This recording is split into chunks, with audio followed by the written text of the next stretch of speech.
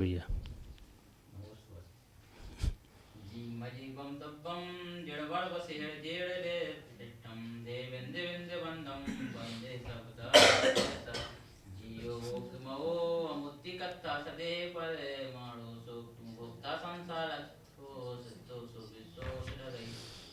ठीक है, याद तो है, कम से कम भूले तो नहीं। अब ऐसे रोज चाहे याद करो, चाहे पहले की यादों सुनाना रोज है। लेकिन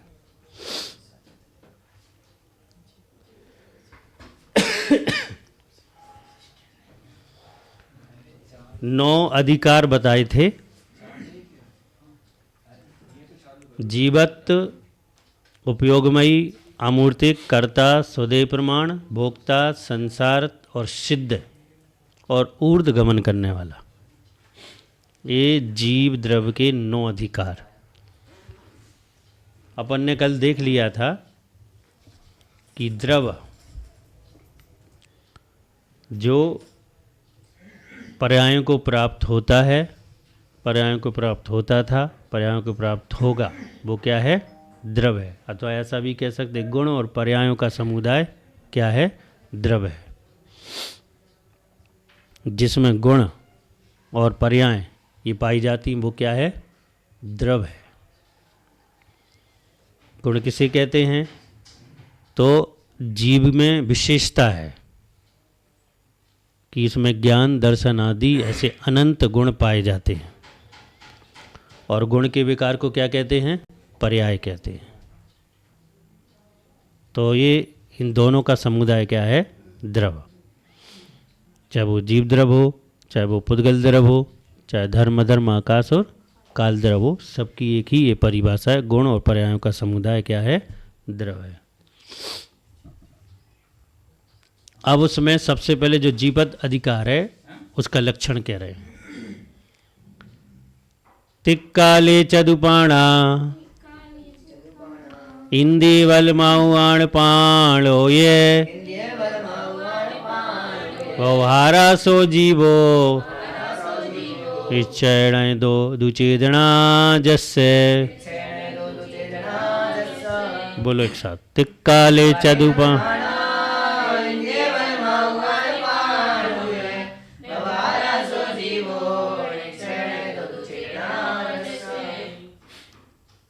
तिक्काले, भूत, भविष्य और वर्तमान, ये क्या है?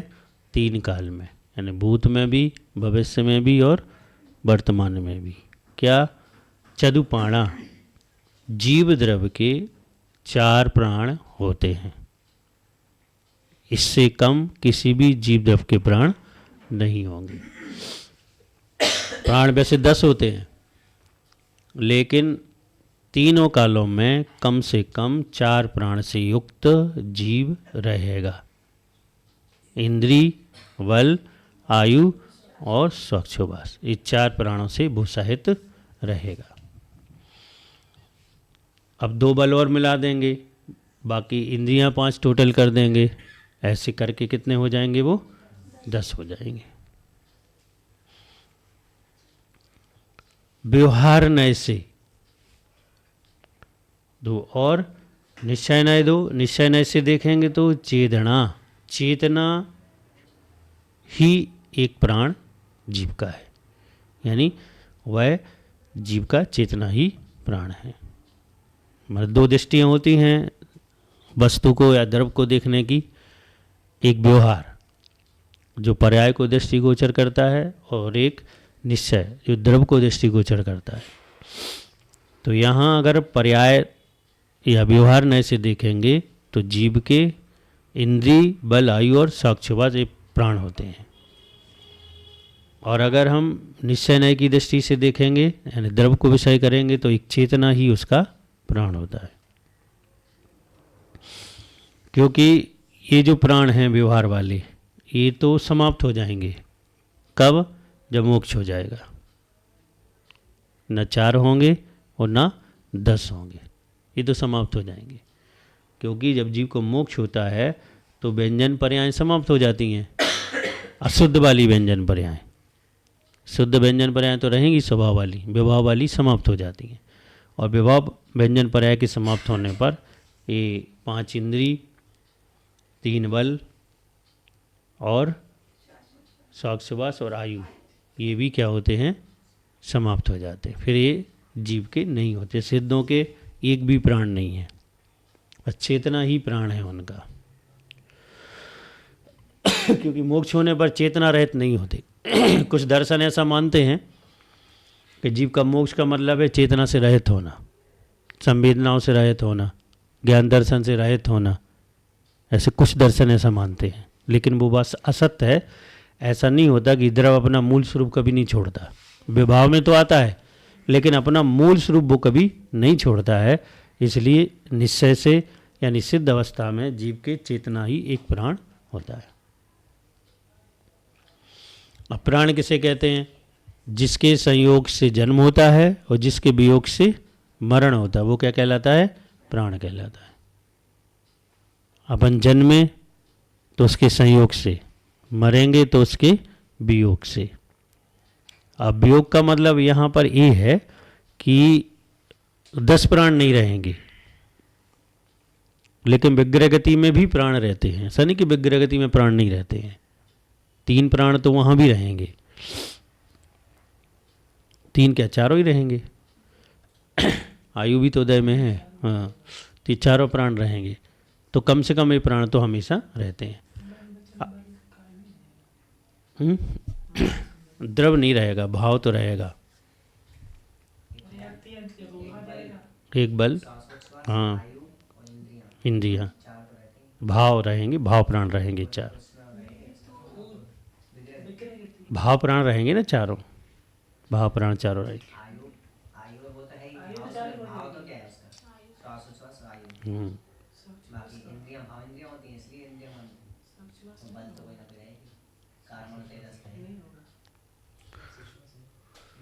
साक्ष ऐसे 3 कहा था, 3 होंगे। साक्षवास नहीं है तो 3 है, मतलब इसलिए मैं कहा 3 होते हैं। हाँ, फिर ये कैसे होगा तिक काले? हाँ, ठीक है। ये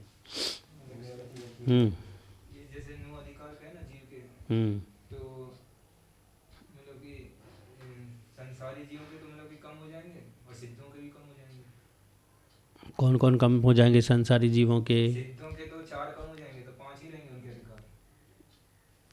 नहीं, तो संसारी होता है वो संसारी नहीं है, जो संसारी सिद्ध नहीं है, ऐसा नहीं कह रहे हैं ये। और वो भोक्ता करता ही नहीं सिद्ध। ऐसे नहीं कह रहे हैं। वो आनंद सुख का भोगता है, करता किसके? बस उसी करता है। यहाँ पर ये नहीं कह रहे कि एक समय में रहते हैं। ये यहाँ पर ये चर्चा नहीं चली एक समय में रहते हैं, ये बिल्कुल नहीं कह रहे हैं। एक समय में 9 अधिकार नहीं, ये बिल्कुल नहीं कह रहे हैं यहाँ पर। अब बस यही समझने वाली बात है। हाँ, हमेशा उद्गम थोड़ी करता रहता है। स्वभाव की तो बात मैं तो वही कह रहा हूँ, हमेशा कार्य रूप नहीं रहते हैं।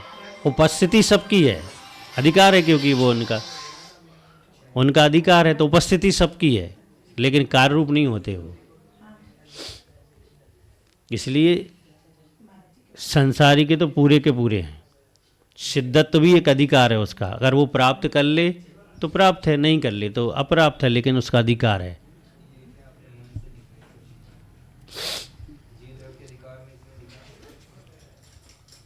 क्या लिखा भाई? नहीं होते, 10 कहाँ से हो जाएंगे? नहीं होंगे, कभी नहीं होंगे सब, कभी एक साथ नहीं होंगे, लेकिन मौजूदगी है सबकी, योग्यता सबकी है। तो मैं उद्गमन की योग्यता नहीं है, लेकिन नहीं कर रहे। औपचारिक है। वो ठीक है, उससे कोई बात नहीं है। जो वहाँ घटित नहीं होगा वो नहीं है, बस उसका संसार का अभाव किया है, क्योंकि उन्होंने 100 प्रमाण हैं। जो उनका देह था, चरम देह, उसके प्रमाण है, उससे कुछ न्यून प्रमाण उनका है।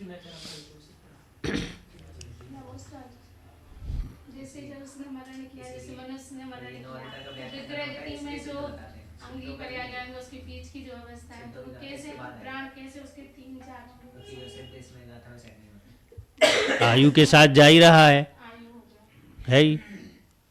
अब क्या रह गया? भाव इंद्रिय हैं उसकी, क्योंकि जिस इंद्री को प्राप्त करना है उसका उदय हो चुका है, भाव से, द्रव्य से प्राप्त नहीं हुई है, इस अपेक्षा से। 3 प्राण तो हैं विग्रह गति में भी।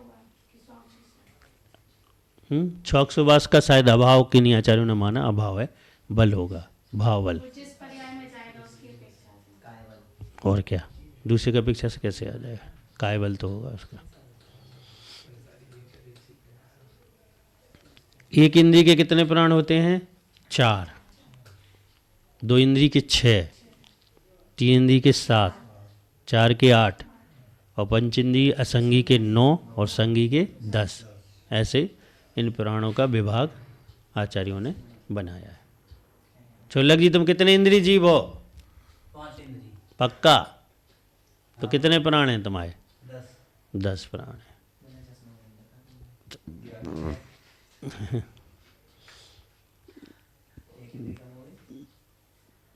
अगर कोई अंधा है तो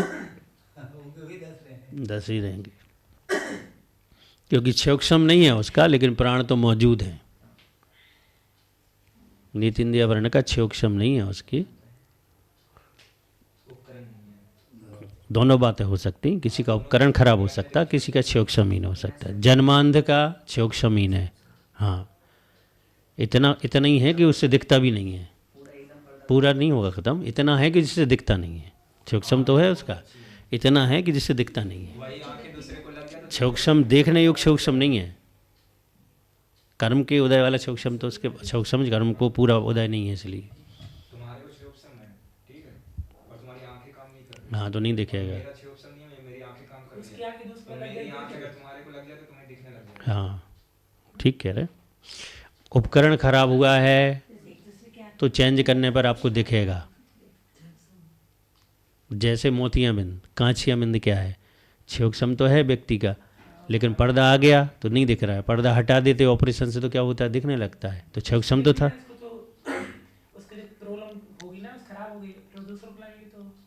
दोनों चीज़ें हैं, वही तो कह रहा हूँ, दोनों चीज़ें हैं। अगर उसका सूक्ष्म है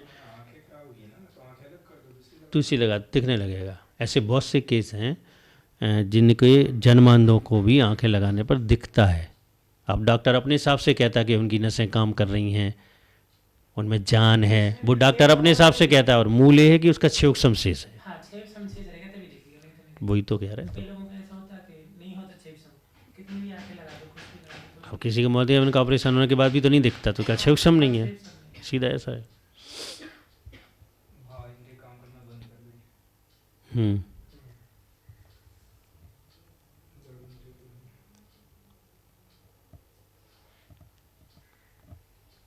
और जो अरहंत परमिष्टि होते हैं उनके भी कितने प्राण होते हैं? 4। एक इंद्री के और अरहंत परमिष्टि के 4। वचन बल रहेगा, काय बल रहेगा, आयु रहेगी और शौक सुवास रहेगा, ये रहेंगे। तो ये व्यवहार से 10 प्राण और निश्चय से चेतना ही जीव का प्राण है।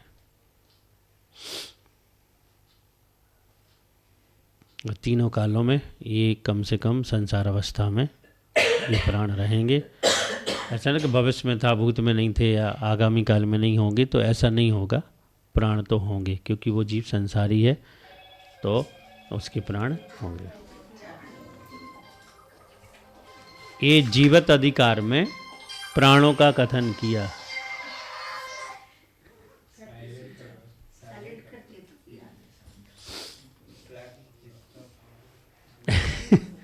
कितना तेज है।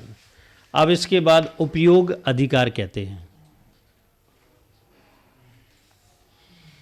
उपयोग मतलब ये होता है कि आत्मा से उत्पन्न होने वाले परिणाम, जितने भी संसार में जीव हैं, सभी की आत्मा से परिणाम उत्पन्न होते हैं।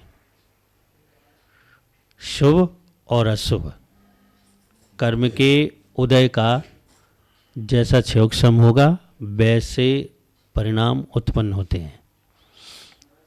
मतलब आत्मा संसार अवस्था में स्वतंत्र रूप से परिणाम उत्पन्न नहीं कर सकती, अपने स्वभाव वाले परिणाम उत्पन्न नहीं कर सकती। वो कर्म के उदय से विभाव रूप परिणाम उत्पन्न करती है संसार अवस्था में। उसको क्या कहते हैं? उपयोग कहते हैं। इसकी परिभाषा आचार्यों ने दी है कि चेतन के अनुधायी परिणामों को उपयोग कहते हैं। अनुधायी का मतलब है जो साथ में रहने वाला है, जिसके बिना जो ना रह सके। तो आत्मा 100 परिणामों के बिना नहीं रह सकती है।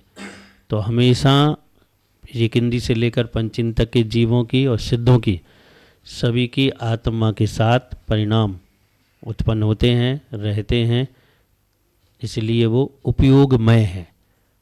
इसलिए उसका एक लक्षण में उपयोग लक्षण भी कहा गया, क्योंकि उसके अभाव में जीव द्रव नहीं रहेगा। तो उपयोग जो लक्षण है जीव का, उसके यहाँ भेदों को बताते हैं। उपयोगो द्वियप्पो दंसनाड़म च दंसणम च दुदा चक्को अचक्को ही दंसणमद केवलम नियम उपयोगो द्वियप्पो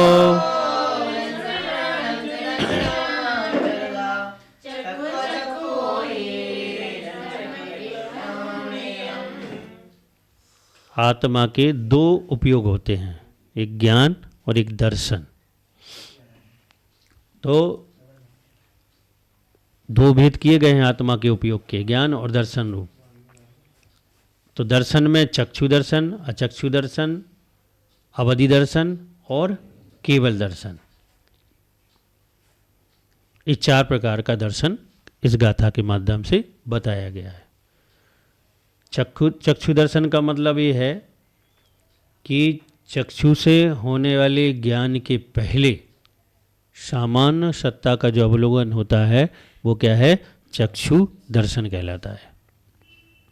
हम किसी भी वस्तु को देखते हैं तो उसके पहले स्वाभिमुख होता है जीव, जिससे एक सामान्य सत्ता का अवलोकन होता है, और वो सामान्य सत्ता के अवलोकन के बाद हम उस पदार्थ को जान पाते हैं कि ये पदार्थ कैसा है, क्या है, कितना बड़ा है, कितना छोटा है, हमने इसे देखा था पहले कि नहीं देखा था, जानते हैं कि नहीं जानते हैं, आदि आदि ज्ञान जीव को होता है। तो पहले क्या होता है? दर्शन, फिर होता है ज्ञान।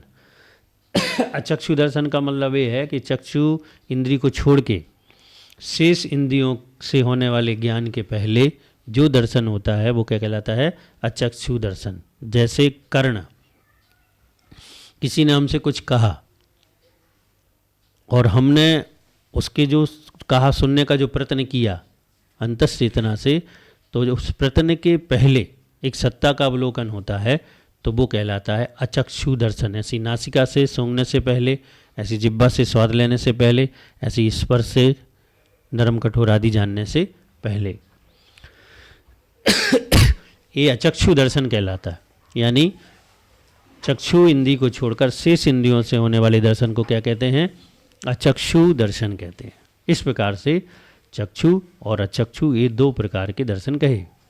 अवधि दर्शन यानी अवधि ज्ञान के पहले, अवधि ज्ञान जब कोई लगाता है जिसको है, तो उसके पहले भी सामान्य सत्ता का अवलोकन होता है, क्योंकि जिस पदार्थ को जान रहे हैं उस पदार्थ को जानने के लिए आत्म जागृति होती है। तो हम ऐसा कह सकते हैं कि आत्म जागृति के लिए जीव स्वाभिमुख होता है, और जब स्वाभिमुख होता है तो उस समय एक सामान्य सत्ता का अवलोकन होता है, जिसमें परिचय नहीं होता कि वस्तु क्या है, कैसी है, कोई परिचय नहीं होता। और अपरिचय अवस्था को क्या कहते हैं? दर्शन कहते हैं। अब लोग ये कह सकते हैं कि हमें तो ज्ञात ही नहीं होता है दर्शन का। तो हाँ, आपको ज्ञात नहीं होगा, क्योंकि दर्शन कैसा है? निर्विकल्प है। ज्ञान कैसा है? विकल्पात्मक है। और जो वस्तु निर्विकल्प होती है उसका हमें ज्ञात नहीं हो सकता, वो केवल ज्ञानियों का विषय है। और ज्ञान विकल्पात्मक है तो वो हमें ज्ञात होता है कि भाई हमने उस वस्तु को जान लिया, उस व्यक्ति को जान लिया, उस पदार्थ को जान लिया, क्योंकि वो विकल्पात्मक है। तो के माने अवधि दर्शन के पहले भी सामान्य सत्ता का अवलोकन होता है, तो वो अवधि दर्शन कहलाता है। और केवल ज्ञान के साथ होने वाले दर्शन को केवल दर्शन कहते हैं। छद्मस्तों के क्रम से होता है, पहले दर्शन फिर ज्ञान, और केवली भगवान को एक साथ दोनों होते हैं, उसी समय दर्शन उसी समय ज्ञान होता है। इस प्रकार से ये 4 प्रकार का दर्शन कहा। दर्शन नहीं होता, नहीं होता। मति ज्ञान है ना, तो उसके द्वारा हो जाता है उसका, ये मति ज्ञान है। आ गई? तो वो चक्षु के साथ हो जाएगा, जिसके साथ उसके साथ होगा वो। उसको दर्शन में नहीं लिया, इसलिए लिखा नहीं कि मना पड़े 5 दर्शन हो जाते, फिर 4 की जगह तो नहीं है।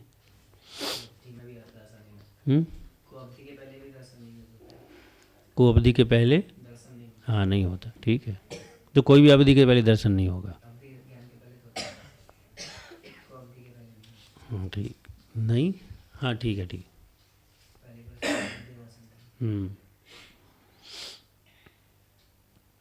इस प्रकार से 4 प्रकार के दर्शनों का यहाँ पर समझने वाली मूल बात है कि उपयोग किसे कहते हैं।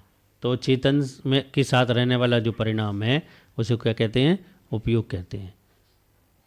निकट रहता है, उप यानी निकट, योग यानी संबंध, उसके बिल्कुल निकट रहने वाला परिणाम जो है वो उपयोग कहलाता है। इसलिए हम कहते हैं ना कि उपयोग से कार्य करो, पूजा उपयोगमय होके करो, यानी चेतना से करो। अगर आप योग से कर रहे हैं तो चेतना से नहीं हो सकती, और उपयोग से कर रहे हैं तो योग के साथ हो जाएगी। तो जब द्रव्य से कोई पूजा आदि करता है, यानी मिथ्या दृष्टि जब करता है, तो वो उपयोग से नहीं कर पाता, वो योग से करता है। और सम्यक दृष्टि करता है तो उपयोग के साथ योग से कर लेता है। इसलिए कहते हैं कि मतलब उपयोग के साथ कार्य धर्म ध्यान करना चाहिए। क्या बोलो बोलो?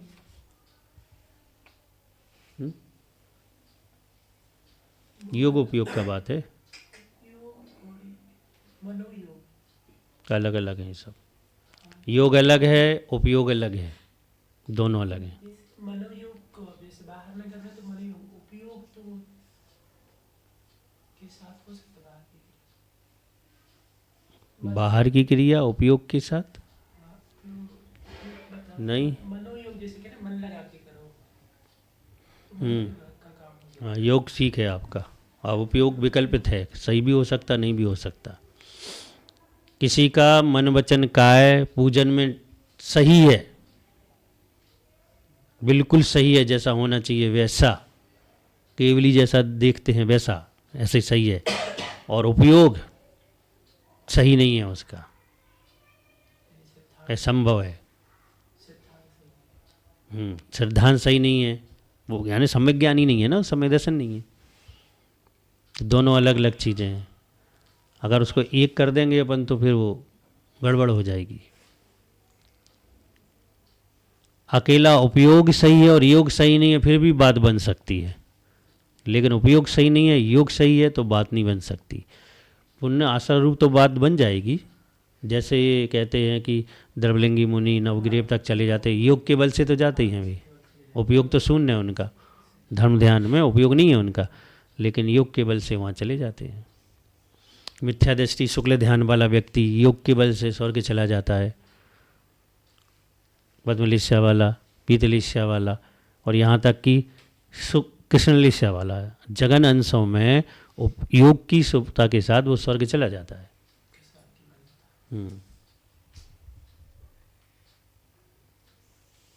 तो मन वचन योग स्थिर नहीं है और उपयोग सही है तो अभी लाभ है, लेकिन ये जोड़ा कम मिलता है, ऐसा जोड़ा। जैसे अपन कहते हैं कि नवोकार मन सुनाया कुत्ते को, उसका योग बिल्कुल भी सही नहीं था वहाँ, क्योंकि वो अस्वस्थ था और योग को व्यवस्थित करने के लिए उसके पास समय भी नहीं था। लेकिन उपयोग लगा के सुन लिया, भले मिथ्यात अवस्था में उपयोग लगा के सुन लिया, तो काम तो वो किया। तो मिथ्यात अवस्था में सुनने पर मिथ्यात अवस्था का काम किया, यानी प्रथम स्वर्ग में पहुंचा दिया।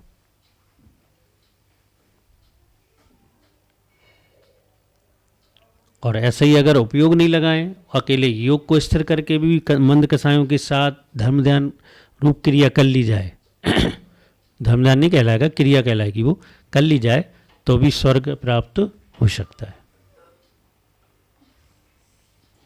इसलिए हमें योग और उपयोग दोनों को सही रखना चाहिए।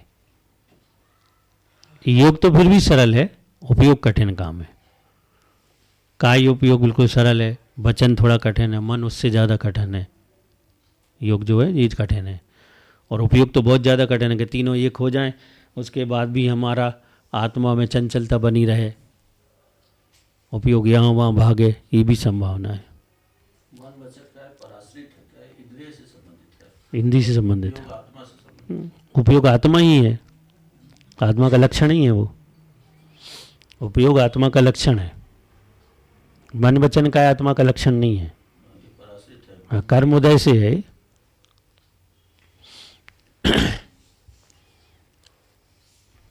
तो इसलिए हम कोई भी काम करें तो कैसे करना चाहिए, उपयोग के साथ करना चाहिए कि उसमें हमारा उपयोग रहे। और जब हमारा उपयोग रहेगा तो हमें मोक्ष मार्ग रूप उपलब्धि होगी, और योग रहेगा तो मोक्ष मार्ग रूप उपलब्धि नहीं होगी, और अपेक्षाकृत हो भी सकती है लेकिन बहुत धीमी गति से संस्कार रूप होगी, मूल रूप से तो नहीं होगी। जैसे अपन कहते हैं कि चिंतन करते हैं तो ये दर्शन का चिंतन करना चाहिए कि भाई चक्षु दर्शन क्या है, क्योंकि सबसे ज़्यादा भ्रांति लोगों माने नहीं जानते हैं चक्षु दर्शन को, दर्शनों को कोई नहीं, ज्ञान को तो सब जानते हैं, दर्शन को क्योंकि दिखता नहीं है ना, वो समझ में नहीं आता। लेकिन होता है, हमने आपकी तरफ देखा, दर्शन भी हो गया, ज्ञान भी हो गया। इतनी शीघ्रता से होता है, इतनी शीघ्रता से होता है दर्शन कि हम उसे पकड़ नहीं पाते। हमारा ज्ञान इतना मोटा है, इतना मोटा है कि पकड़ने के लिए हमें समय चाहिए, लेकिन वो कम समय में होता है तो पकड़ में आता नहीं है। जिसको जैसे किसी को कम दिखने लगता है तो उसको ज्ञान भी बहुत देरी से होता है, वस्तु बहुत देरी से पहचान में आती है। ऐसी दर्शन तो नियम से ही बहुत देरी से दर्शन पहचाना नहीं जा सकता, क्योंकि इतने शीघ्र हो जाता है, इतना शीघ्र हम नहीं पहचान सकते कि दर्शन हो गया और ज्ञान। हमें डायरेक्ट ज्ञान पकड़ में आता है कि भाई हमने तो, क्योंकि अवग्रह ये अवाय धारणा, आपको अवग्रह भी समझ में नहीं आता, ये अवाय कहाँ आती समझ में, ये भी तो हो रहे हैं दर्शन के बाद, ये भी तो हो रहे हैं, ये भी तो समझ में नहीं, इतनी शीघ्रता से होते कि यही समझ में नहीं आते हमारे।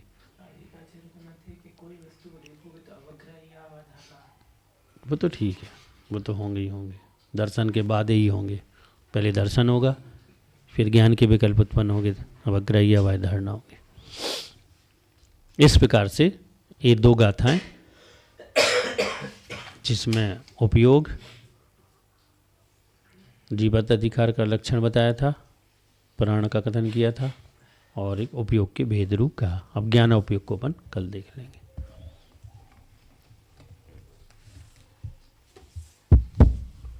कहाँ जाना है, हैं?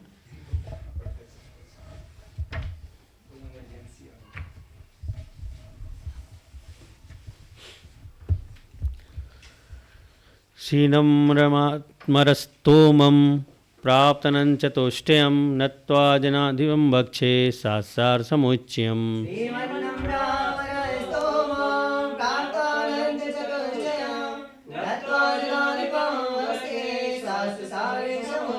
नत्वा श्रीधर्मतीर्थेशं गुरु विमल सन्मति चूर्णिसूत्राणि कुर्वेयं सात्सार समुच्यम्।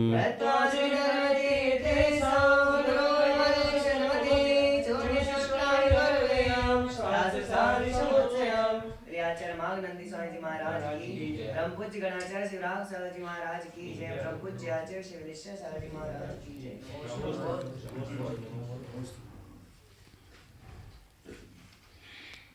अब आगे यहाँ जो चर्चा शुरू हो रही है बिलों की हो रही है कि बिलों की संख्या कितनी है नरकों में। चतुशीति लक्ष्य विलानी, कुल मिला के 84 लाख बिल हैं नरकों में, टोटल करके 84 लाख बिल हैं।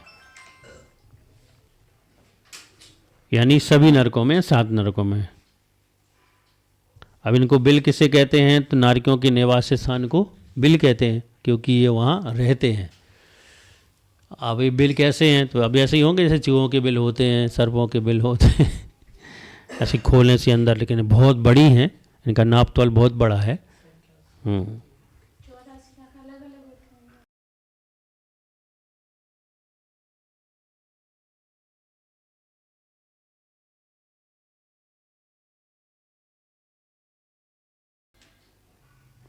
पहले नरक में 30 लाख,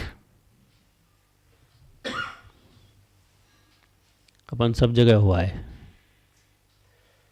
अगर नित्य निंगोज से नहीं आए तो सब जगह हुआ है, कछु नहीं बचो, सबकी खाक छान ली।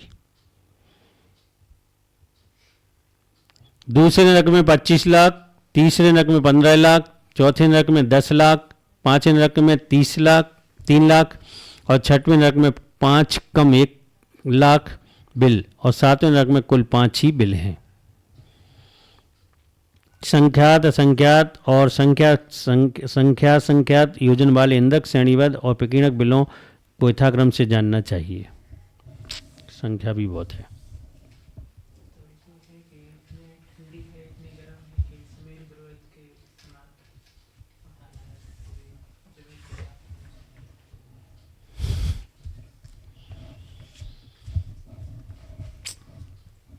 ये हाँ सुनाइए। आदि पुराण में जो देखो है कि देवों को मरते समय इतना दुख होता है कि तो नरक में भी नहीं हो। काय का दुख होता है? अब जो भी दुख मानसिक, शारीरिक नहीं होता। ध्यान रखिए इस बात का। पढ़ने के साथ साथ ये भी पढ़ लेना चाहिए कि ये क्या लिखा है।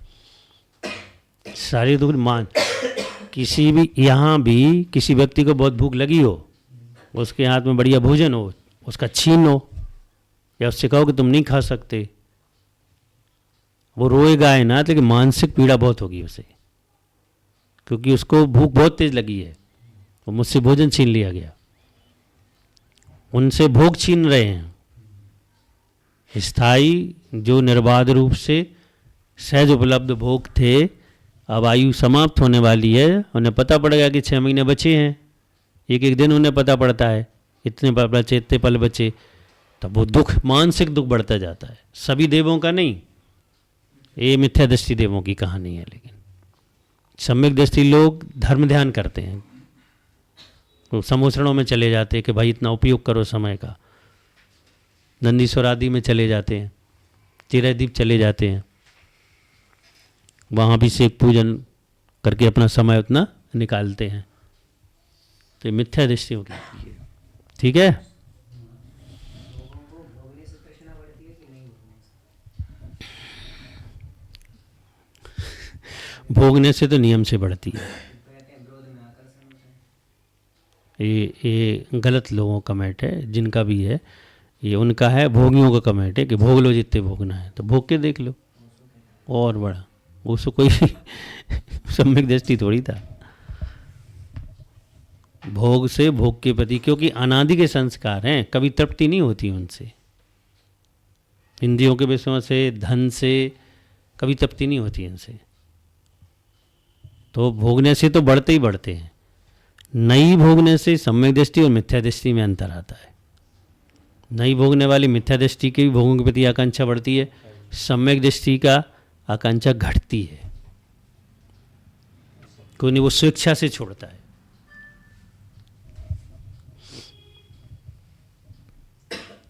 अब इसके बाद उन नरकों के दुखों को कहते हैं चतुर्विधम दुख मिति ही।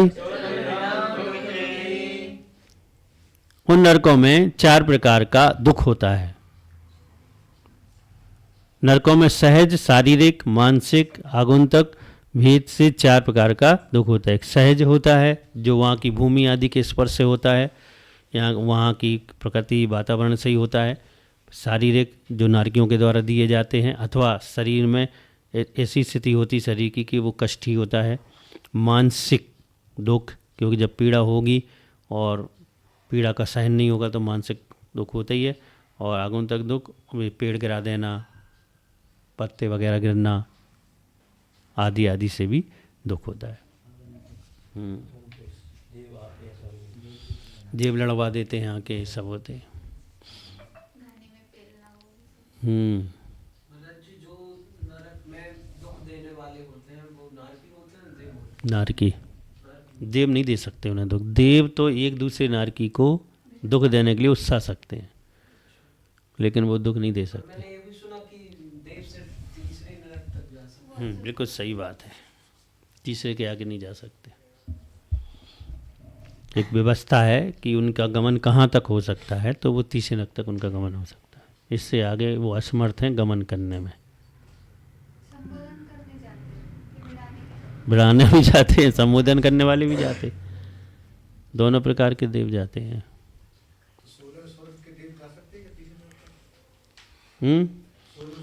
अब आगम में तो ऐसे उल्लेख मिले हैं कि 16 तक के जा सकते हैं।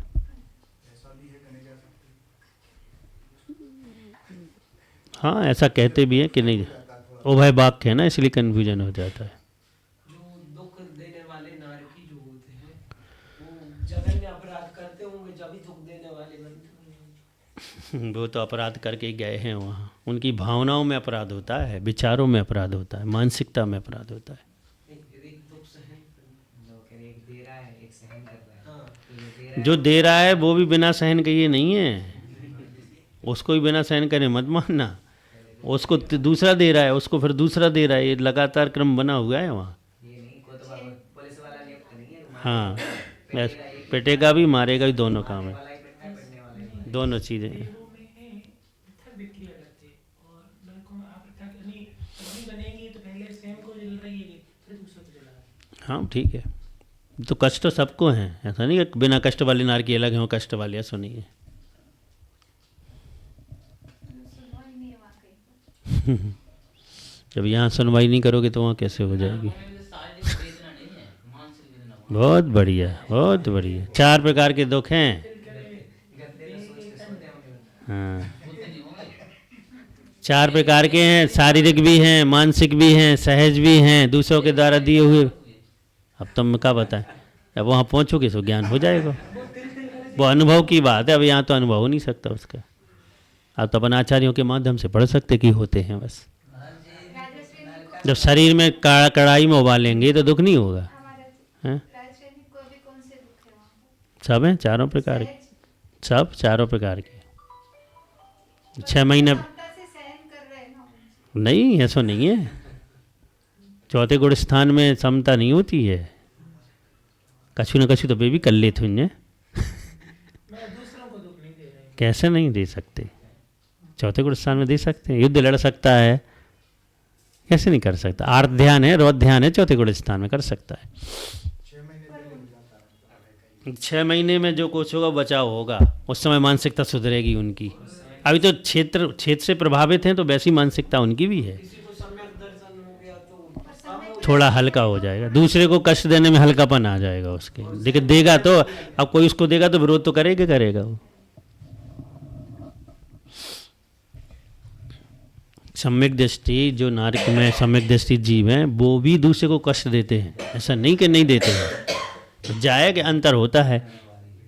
एक समझदार आदमी किसी को गाली दे और एक मूर्ख दे तो गाली में बहुत अंतर होगा। समझदार सभ्य गाली देगा, असमझदार असभ्य देगा, ऐसे ही अंतर आएगा बस। शंकर प्रकृति का उदय हो चुका कि होगा? होगा, अभी कहाँ से उदय आ गया, बंद है अभी तो। तीर्थंकर प्रकृति का बन जन्म, तप, ज्ञान, केवल ज्ञान के साथ उदय आता है उसका, उसके पहले नहीं आता उदय। शंकर प्रकृति का बंद हो गया है, हाँ, बंद हुआ उदय में नहीं आया, तो बंद का कोई प्रभाव, अच्छा प्रभाव नहीं पड़ता। अभी नहीं है, 6 महीना पहले आएगा। 6 महीने पहले। जब रत्नों की वृष्टि होने लगेगी उनके बाप मतारी कैसे आ जाएगा। तब वो कोर्ट के हाँ, कोर्ट कर देंगे वो, ताकि दूसरे नारकी उन्हें परेशान नहीं करें। लेकिन नरक के दुख तो उन्हें होंगे, उनसे कोई नहीं बचा सकता। प्रकृति का बन चारों गति में कहीं भी हो सकता है। नहीं, मनुष्य गति में सिर्फ। केवल के पाठ में। ये स्पेसिफिक है, मतलब केवली का पाठ बोलते हैं। वो तो जरूरी है, उतनी विशुद्धि वहीं बढ़ सकती है और नहीं बढ़ सकती। नहीं, चौथे गुण स्थान वाले भी कर ले। सैनक ने तो चौथे गुण स्थान में किया था। कर सकते, कोई बात नहीं। किनको? सबको मिला। नेमिनाथ भगवान तो साक्षात थे।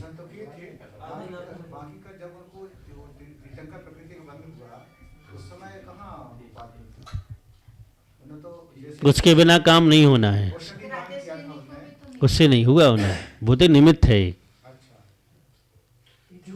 होगा तो पादमूल में ही होना है सबको, बिना पादमूल के किसी को नहीं होता तीर्थंकर प्रकृति का।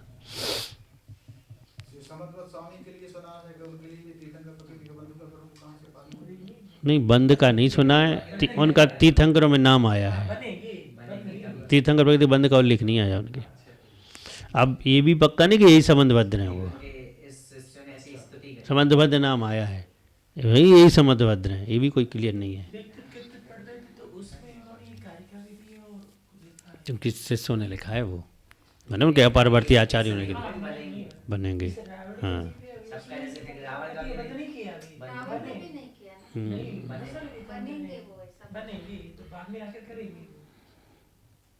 बंद कर लिया, उदय में नहीं आया। रावण ने नहीं किया। सभी हैं।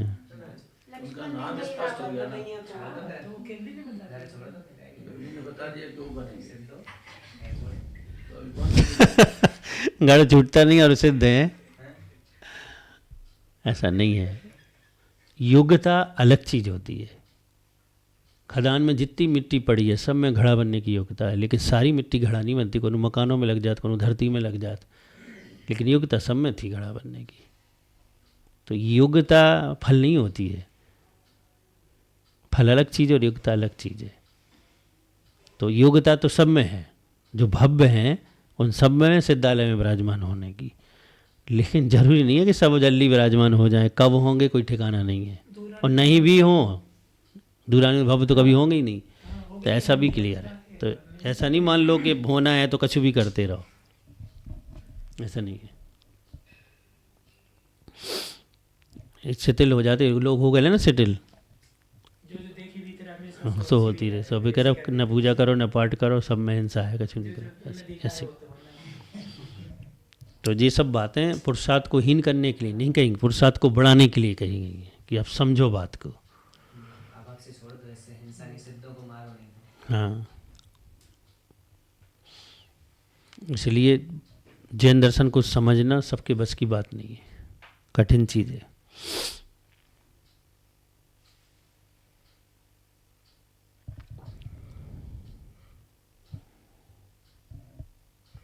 अथवा क्षेत्रज शारीरिक मानसिक असुरकृत, ये भेद से नरक का 4 प्रकार का दुख ये भी है। मतलब ऐसा वो एक ही चीज़ है। क्षेत्र कहना सहज हो गया, शारीरिक तो है ही, मानसिक है ही, और आगंतुक मतलब दूसरे द्वारा, देवों द्वारा करवाया गया।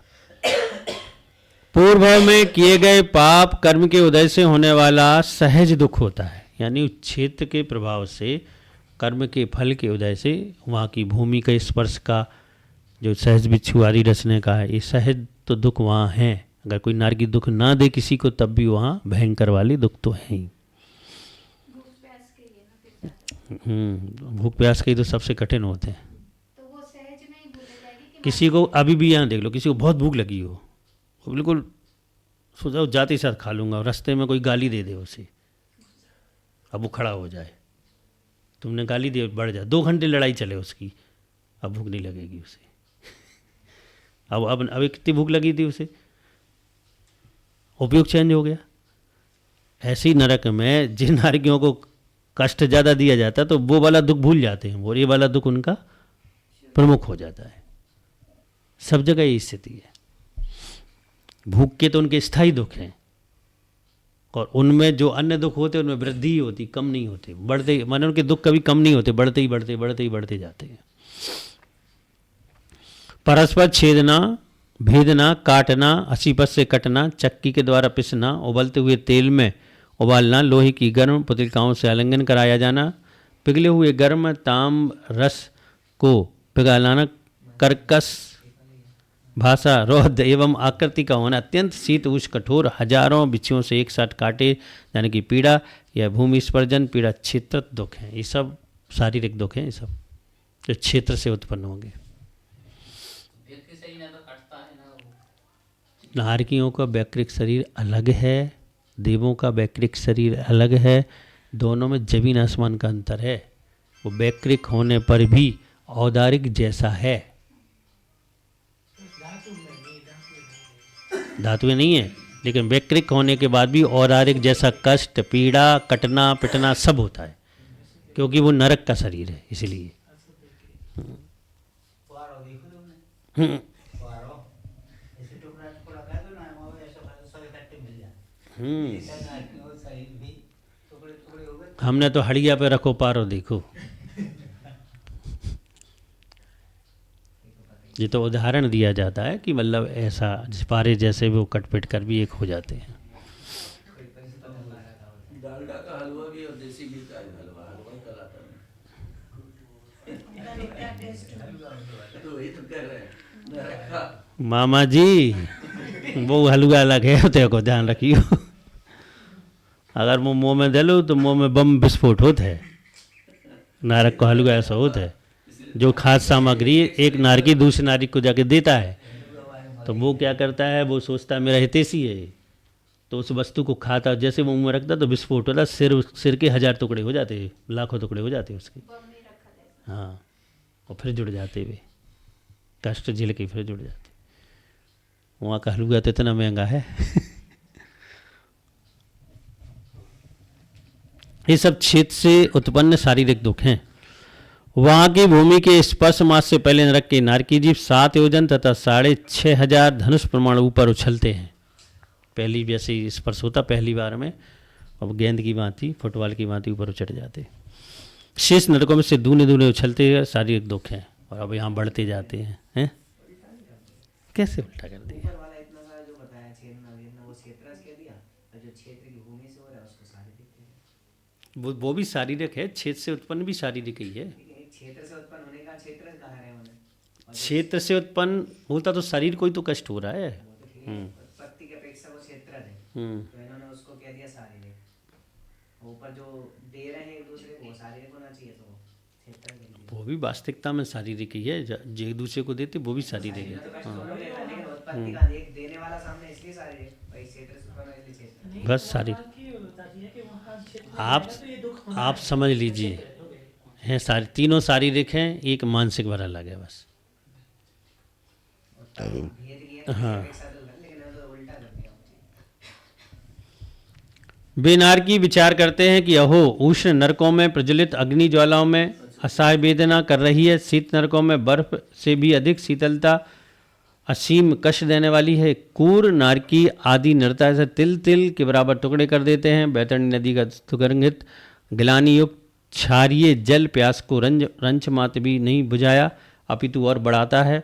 असीपत्र शरीर को विदारण करते हैं। असुर कुमार देवता भी पूर्व भाव का विपरीत स्मरण करा क्रोध रूप अग्नि को उत्पन्न कराते हैं। इस सभी दुख मेरे द्वारा उपार्जित पूर्वकृत पाप कर्मों के ही फल हैं। पूर्व भाव में मैंने सच्चे देवशास्त्र गुरु का उपदेश नहीं सुना अथवा सुनकर भी उसका सिद्धांत नहीं किया था। ये मेरी अज्ञानता, पाप और मिथ्यात्व को धिक्कारो इत्यादि रूप से पश्चाताप करता है। वहाँ भीषण भयों का विचार कर बहुत समय तक विलाप करता है। यह सब नारकी जीवों की मानसिक दुख हैं। बिल्कुल नहीं। जो सम्यक दृष्टि देव होते हैं, हाँ, तो मानसिकता ही में पीड़ा होती है इनसे कि मैंने ऐसा क्यों किया, मैंने ऐसा क्यों, ऐसा नहीं करता तो ऐसा नहीं होता। ये सम्यक दृष्टियों की अपेक्षा से है चिंता।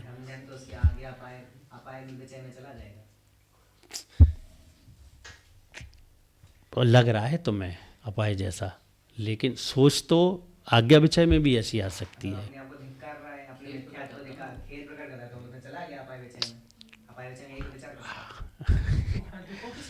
खेद भी मात्रा होती है कि कौन से धर्म ध्यान में जाएगा वो। ऐसा नहीं है कि आज्ञा विषय में खेद नहीं होता। अरे मेरी तो सुन, खेद के तरीके होते हैं, खेद का भाव का बल होता है। हर खेद अपाय विषय में नहीं जाएगा, आज्ञा विषय वाला खेद भी होता है।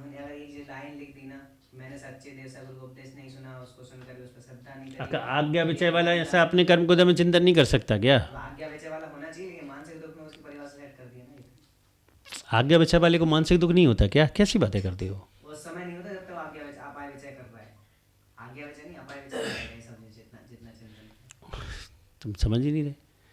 आज्ञा विषय में भी ये सारी चीज़ें होती हैं, लेकिन अपाय विषय की तारतम्यता की नहीं है। वहाँ और गहरी मानसिकता से होती हैं, यहाँ कम मानसिकता से यहाँ होती इन्होंने जो 2 लाइन जोड़ दी ना इसमें, उसके कारण वो अपाय विषय है। मानसिक दुख तब होता है कि दुख मिलता है उसको, कष्ट हो रहा है, पीड़ा हो रही है बस। कोई बात नहीं, ऐसा है नहीं है। एक मिथ्या दृष्टि भी खेद प्रकट कर लेता है, तो उसको तो कोई धर्म ध्यान नहीं है। शरीर के कारण दुख हो रहा है इसलिए खेद प्रकट कर रहा है, इन चीजों का कारण नहीं होता वो। मैंने सच्चे सदगुरु का सिद्धांत नहीं करा, ये कहाँ से बुद्धि आ गई उसको? बहुत बढ़िया, सम्यक दृष्टि नहीं है वहाँ। सम्यक तो ये तो मानसिक दुख सभी के बता रहे हैं ना। तो तुम्हें सम्यक दृष्टि में लगाओ, क्या कुछ लगा रहे सब अपाय में। विषय कहलाएगा फिर उसका। जो उसको धर्म ध्यान हो सकते हैं उसमें जाएगा, खत्म बात। ये धर्म ध्यान का भेद नहीं बोल बताया ना उन्होंने, मानसिक दुख का भेद बताया। मानसिक दुख की वजह से वो ऐसा कर रहा है, तो सम्यक दृष्टि में लगा लो, क्योंकि ये काम सम्यक दृष्टि कर सकता है। सीधी बात, वहाँ सम्यक दृष्टि भी है, और सभी नरकों में सम्यक दृष्टि है। ऐसा तो नहीं है कि सभी में नहीं है, साथ में भी सम्यक दृष्टि है, तो कर सकता है, उसमें क्या विकल्प है। सिक्तानन आदि नामक असुरदेव तीसरे नरक तक जाकर नारकियों को एक दूसरे से के सत्य व असत्य को स्मरण कराकर क्रोध रूपी अग्नि को उत्पन्न कराकर संयत व कुत्ते की तरह युद्ध कराते हैं। यहाँ यह वहाँ का असुरकृत दुख है जो नरकों में होता है। उन दुखों के वर्णन करने में कौन समर्थ हो सकता है?